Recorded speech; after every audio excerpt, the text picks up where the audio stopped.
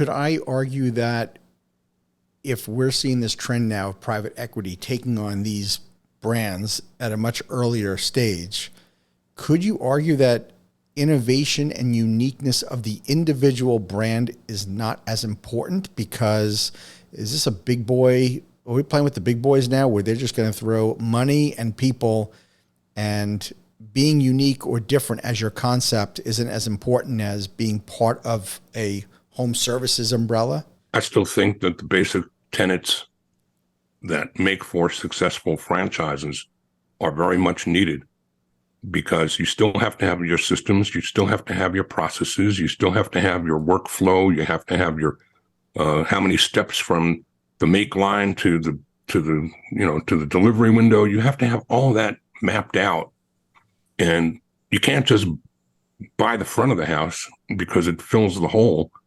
You may take the front of the house, you may take that brand with a single unit, and if it was constructed and contemplated correctly and has the ability to throttle up and do it because they did say the E-Myth way, then let it go.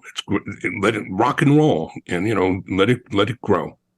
That same single unit that didn't have any of those systems or processes contemplated, much less in place, and you're going to take that with or without a, you're just going to crash and burn it quicker with the private equity's infusion if they bought a turkey. You can't put lipstick on a pig and make it look and work better just because you want it to fill a hole. It's got to be real. And so the innovation is still necessary. The birthing of the concept for scale is still necessary. Cool. That's what I was getting at. I'm hoping that it doesn't dismiss the integrity that's needed in franchising, that you still at the end of the day have a solid brand that is run by a solid founder who has a vision, and that PE is not taking away the lifeblood of these franchise concepts, that the founder had a vision behind it and a dream and a purpose and great people that are part of the team.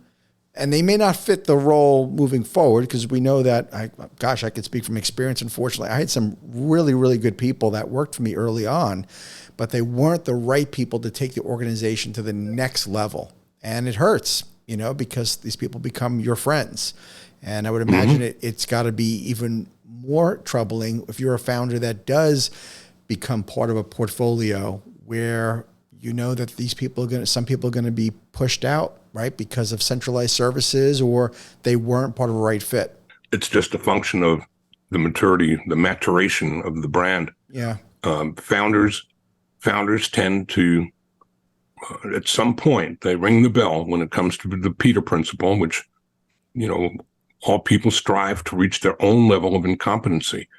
And at some point, when you signed up to do what you did and you had the passion, that passion is the other piece that I think is really critical for a founder of any brand to have, second to money, passion. You got to bring your heart and soul into that brand and breathe life into it every day. But at some point as it grows, it's going to grow past your core competencies. And that's where it's time to say, I have to change my role. I can still be the face of the company, but I can't be the person who's going to run the accounting department and the marketing department and be the go-to guy for a company now that's in the multi-millions of dollars and operating at a much different level than it ever needed to run when I was running everything myself as a sole operator.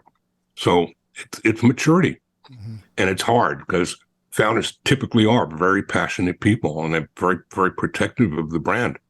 It's like the father of the bride, you're giving away your kid. Yeah. And that's a hard thing for many founders to live through. I know I watched you live through it. It's tough, but what I learned back in maybe around 2008, I learned that if you really love your company, you give it what it needs. And sometimes that means it needs something more than you, because it's not about you. I'm sorry, but sorry, founders that are on this listen to this podcast. Sorry, if you really love the company, you have to give it what it needs. And the company was never about you. And I think that's where they get in their own way. I haven't been doing this podcast very long, but I I guess probably 80% of the episodes that I've recorded so far, I have probably have said this, that hiring for your weakness is the number one thing. It's like almost like a mantra that I've said on so many of these episodes. It is an issue where we get in our own way, and we need to hire the people who are, we need to hire for our weakness. And hiring that COO or hiring that president is a huge leap a lot for these founders, because they're swallowing their pride, right? And they're saying, absolutely, I'm not it anymore. How early is too early in Europe, or when is the right time when that founder often makes that leap and says it's time to hire a COO or president? I don't know that there is a time that you can put into a linear fashion. I think the time is as you're starting to feel the pinch and feel the need for professional services. You're growing out of things that you started with. That's another thing I would strongly recommend, that emerging franchisors, when you bring on resources, like in my world at FRM with CRM, don't start with something that you're going to grow out of. Start with something that has the ability for you to grow into it. And you don't have to swallow the whole elephant all at one time, but start solving for whatever the problem is at that stage of growth that you're in. And do it with something that will not require you to wreck and rebuild, in 2 or 3 years, because you've grown out of it, the tool that you bought because it was less money or it cost less. Think about constructing a building. If you're building a skyscraper, you don't want to be up 8 stories and then find out that there's been a design flaw, and now we have to fix it before we can go up, but we also have to go back down. You don't want to have to do that. Don't be that guy. Start with a tool that you don't need. It's more advanced than you currently need. And you start with it and start with it in a fractional fashion that you can then add on as you're growing. Your needs are going to be evident, whether it's in operations, it's in finance, it's in loyalty management, it's in supporting your field reps, whatever it is. Have a tool that will enable you to add those modules to the overall platform, so that you're not getting 8 stories up and having to wreck and rebuild. Right. Tell us a little bit about FRM Solutions. FRM is a really dynamic. In fact, it's so dynamic that it's built in Dynamic CRM. It's Microsoft's Dynamic CRM, which is then further customized and built completely with workflows and fields that make sense to you if you're a franchisor and make no sense to you if you're not.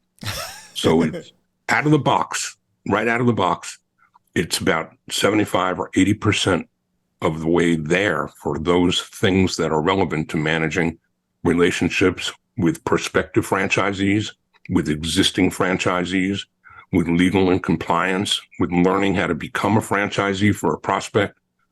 It's all there, built and baked into an out-of-the-box solution that would have taken years more for any individual to try to contemplate and create.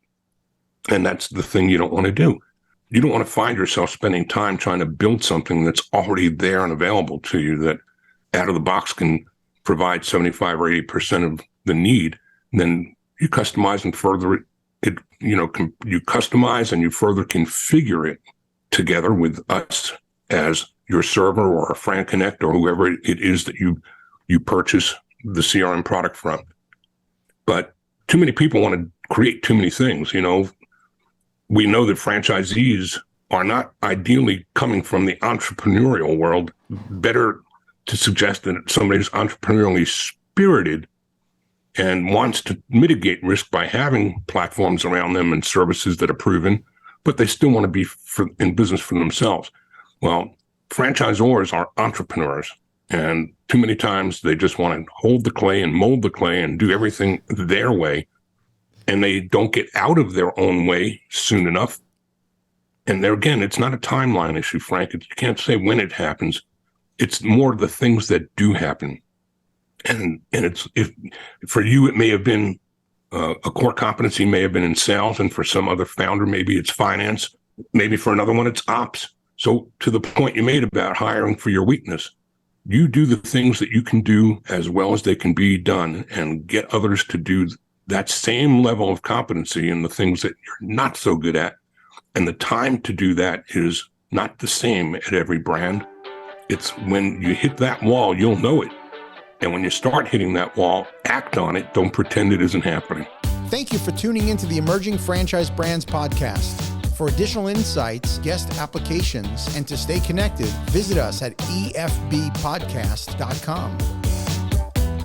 The Emerging Franchise Brands podcast is for entertainment purposes only, and the views expressed do not necessarily represent those of Emerging Franchise Brands, its host Frank Fiume, or Emerging Franchise Group, LLC. Any discussed franchise or investment opportunity requires thorough investigation, obtaining proper disclosure documents, and expert consultation before making any investment decisions. The podcast and its host do not offer professional advice or endorsements, and they hold no responsibility for actions, representations, accuracy, or consequential damages related to the podcast content.